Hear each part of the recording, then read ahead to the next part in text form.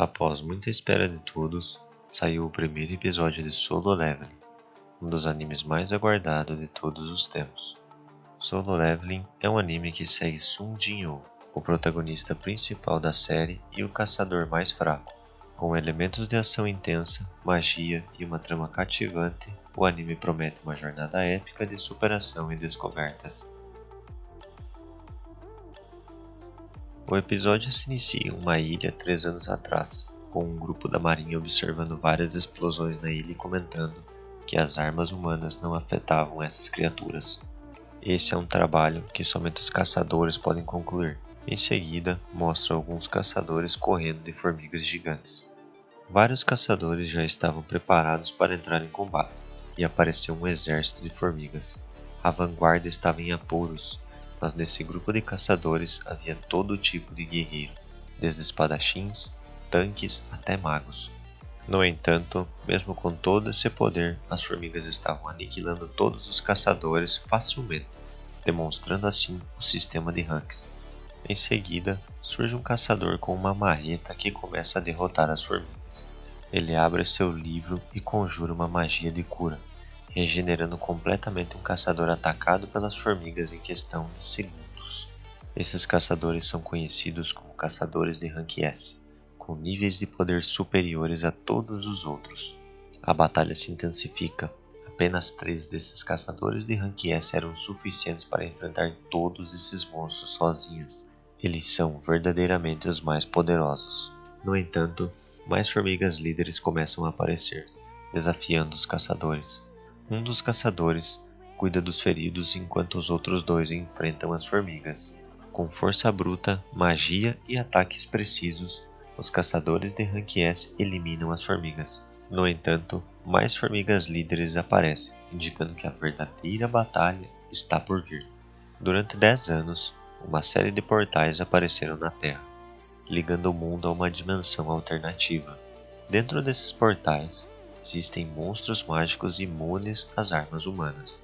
Alguns humanos despertaram poder para enfrentar essas criaturas, tornando-se caçadores ranqueados de acordo com sua habilidade. A cidade estava calma, com uma equipe se preparando para entrar em um desses portais, chamados de Dungeons. Os caçadores entram nas Dungeons, derrotam os monstros e coletam os itens valiosos que dropam deles. Estes itens são vendidos ao governo em troca de dinheiro, sustentando a vida dos caçadores fora das dungeons. Então, chega Sung, protagonista considerado o caçador mais fraco do planeta.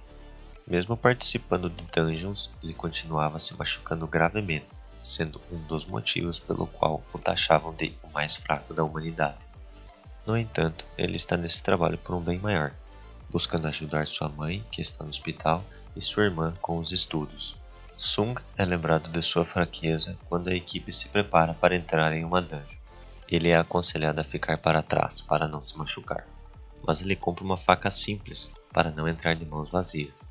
Dentro da dungeon, eles enfrentam monstros, coletam pedras de essência valiosas e enfrentam os desafios. Fora da dungeon, há uma reunião do presidente e uma discussão sobre o interesse do governo nas pedras de essência. Essas pedras têm o potencial de criar uma nova fonte de energia, limpa e poderosa.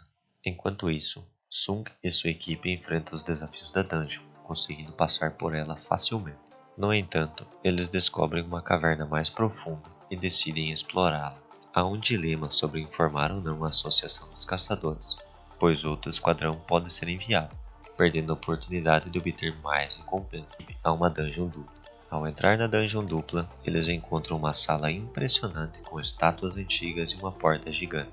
Ao abrir a porta, são confrontados por estátuas que, de repente, se tornam hostis. Um dos caçadores mais fortes é derrotado instantaneamente, gerando pânico.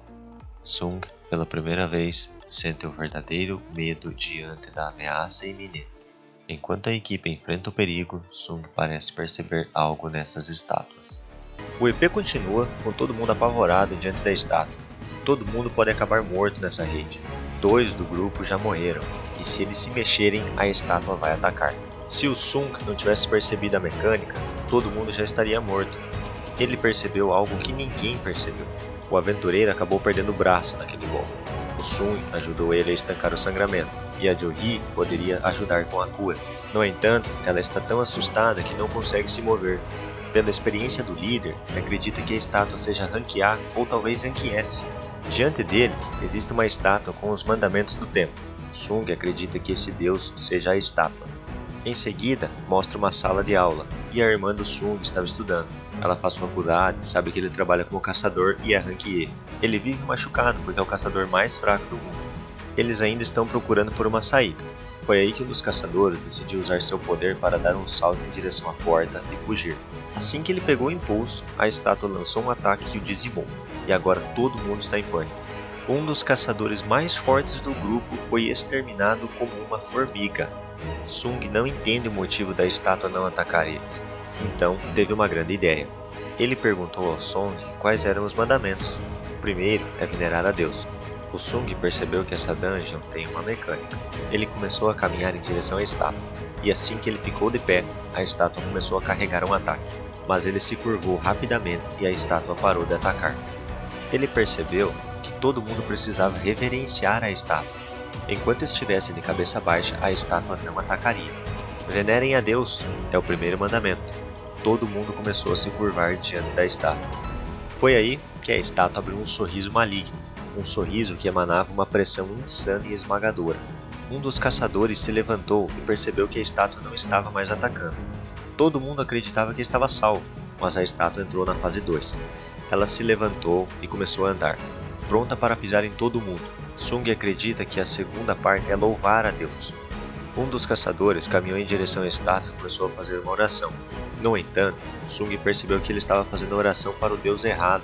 A estátua abriu mais um sorriso e esmagou o caçador com uma pisada. Uma caçadora que estava lá dentro entrou em choque e não conseguiu se mover também, foi esmagada. Nessa hora, todo mundo começou a se separar para despistar a estátua. Sung ainda estava tentando decifrar qual era o segredo do segundo mandamento, mas ele não poderia deixar a Jo-hee sozinha. Ele começou a analisar os padrões das estátuas. Enquanto isso, muita gente estava morrendo, e ele percebeu as estátuas que possuíam instrumentos. Ele mandou todo mundo correr para perto de uma estátua com um instrumento. E quando alguém chegava perto, a estátua começava a tocar. Cada um foi para debaixo de uma estátua. Sung também correu junto com a Jo-hee para debaixo de uma estátua, mas ela não funcionava se fosse com 2 pessoas. Então ele a deixou lá e correu para outra mais próxima. Foi aí que a estátua gigante começou a ir atrás dele. Ele acabou indo parar sem querer perto da estátua de escudo e teve a perna simplesmente arrancada. Mas ele não desistiu. Ele continuou rastejando em direção à estátua com o instrumento. No último segundo que ele ia ser pisoteado, ele conseguiu ativar a estátua. Então, elas começaram a tocar e cantar, e era isso que significava louvar a Deus. A estátua então voltou para o seu lugar, mas ainda faltava o terceiro mandamento. Sung, infelizmente, perdeu a perna, e a Jo-hee usou sua magia de cura para estancar o sangramento. No entanto, ela também já estava no limite. Ainda é impossível fugir da raiva, e o Sung sabe que ainda falta mais um mandamento. Foi aí que a estátua invocou um altar de sacrifício. Sung sabia exatamente o que fazer quando viu esse altar na frente dele. Eles precisam sacrificar alguém e já queriam sacrificar o próprio Sung, mas colocaram a responsabilidade do sacrifício em cima do líder da raiva. Ele decidiu que vai se sacrificar pelo bem dos companheiros. Assim que ele se aproximou do altar, uma chama acendeu, mas ainda estava confuso. Foi aí que o Sung pediu ajuda para se aproximar do altar. Uma dupla de caçadores ajudou ele a chegar lá, e 4 tochas se acenderam. Uma tocha acende para cada pessoa que está dentro do círculo no centro da sala da rede. Sung percebeu que já se fazem 7 dias desde que a rede foi aberta. Se eles não a derrotarem, os monstros vão poder passar para o mundo real.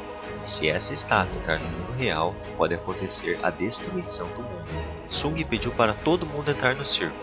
Com isso, todas as 6 tochas se acenderam, e também acendeu uma chama azul em volta que abriu a porta da rede. Só que as estátuas começaram a caminhar em direção a eles, e essa é a terceira fase.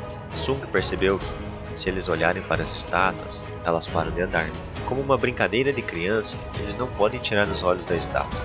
Uma caçadora ficou tão apavorada que saiu correndo de dentro e conseguiu escapar. A porta se fechou um pouco, e a partir de agora, a porta vai se fechar pouco a pouco, conforme as pessoas forem saindo. Mas Sung acredita que seja uma armadilha.